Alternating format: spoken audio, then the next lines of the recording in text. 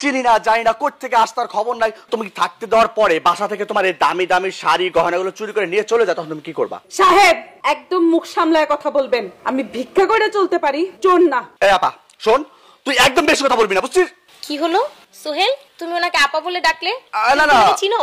না না, তুমি ভুল শুনছো। আপা না, আপা না, আমি অন্য কিছু বলছি।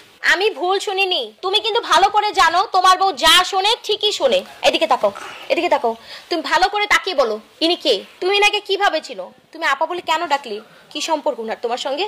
আপা আপনি বলুন তো, আপনি কি আমার স্বামীকে আগে থেকে চেনেন? ও আমার ছোট ভাই, আপন ছোট ভাই। আমার স্বামী মারা যাওয়ার পরে আমার বাপের বাড়িতে তুলে আনছিল, কইলো এখানে থাক। আমার বাপটা মারা যাওয়ার পরে যদি আমার সহায় সম্পত্তির ভাগ দেওয়া লেগে আমার ছোট ভাই আমার বাইর করে দিয়েছিল। এরপরে তো আমি যে ভিক্ষা করে চলি, তাও তো আমার কেউ সাহায্য দেয় না। ছি সোহেল, ছি, আমার না ভাবতেও অবাক লাগে। আমি তোমার সঙ্গে সংসার করি, তুমি না আমাকে সবসময় বলো আমি যেন গরিবদেরকে সাহায্য করি, সবসময় সহযোগিতা করে চলি।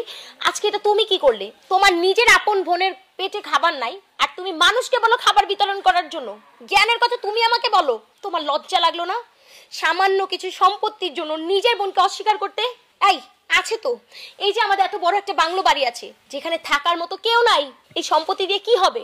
যদি নিজের আপন মায়ের পেটের বোন রাস্তায় রাস্তায় থাকে, তার পেটে যদি খাবার না থাকে, তুমি এক্ষুনি আপার কাছে মাফ চাও।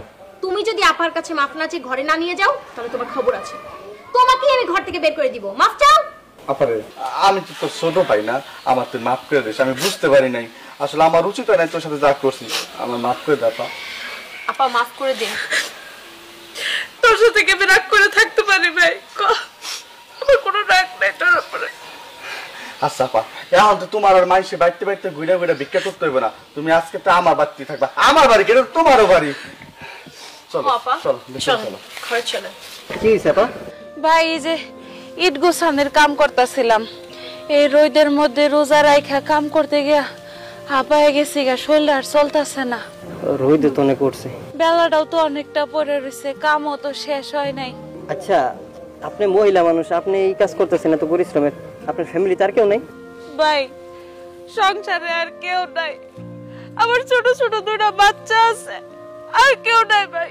আমি যে এটা কাম করব, তোরা টাকা পয়সা পায় কিছু কিনে লয়ে যাবো, তাহলে আমার বাচ্চা করবো কে? বাচ্চা তো ভাই আমি তো কামও শেষ করতে পারি না, আমার তো টাকাও দিব না ভাই। আচ্ছা আপা, আমরা বুঝতে পারছি, কান্না করেন না। দেখেন আমরা হয়েছি আপনার স্বেচ্ছাসেবী, বুঝছেন? মানে আমাদের একটা সংগঠন আছে, আমরা এলাকার যারা দুস্থ আছে তাদের পাশে দাঁড়াই, যারা কাজ করতে পারে না তাদের পাশে দাঁড়াই, মানে আমরা সবার কাজকর্ম একটু হেল্প করি, সাহায্য করি। আপনি যদি কিছু মনে না করেন তাহলে আমরা আমাদের লোকজনাই সেই কাজটা করে দিই। এই কাজটা আমরা করে দিই, আপনি জিরা, সমস্যা নেই। হ্যালো, হ্যাঁ বিজয়। হ্যাঁ ভাই, আপনারা কই আছেন এখন? এই তো উত্তরপাড়ায়। আচ্ছা ঠিক আছে, যে নতুন বিল্ডিং একটা হইতেছে না, ওই মোড়ে আসেন। মুরাই? আচ্ছা আচ্ছা হ্যাঁ হ্যাঁ আচ্ছা আসেন, আমরা নিঃস্বার্থে মানুষের কাজ করি, কোনো সমস্যা নেই। ভাই আসেন তো, মহিলাটা রোজা রাখছে, বুঝতে পারছেন? ও এই চল দোস্ত, একটু হাত সঙ্গে হেল্প করি। মানে চল চল চল। আস্তে, আবার ব্যথা পেন না। না না কোনো সমস্যা নাই, রোজা রাখছি তো, আমার বাসায় ছেলে মেয়ে আছে।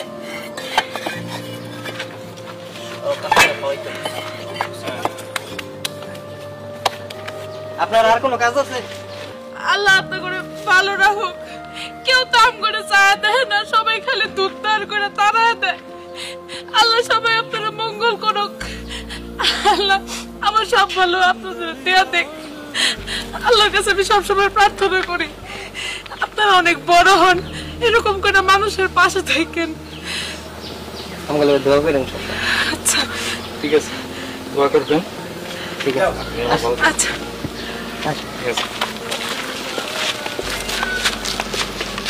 আল্লাহ তুমি এদেরকে অনেক ভালো করো। আল্লাহ ওরা অনেক ভালো মানুষ, ওরা মানুষের উপকার করে। আল্লাহ তুমি ওদের অনেক ভালো করো।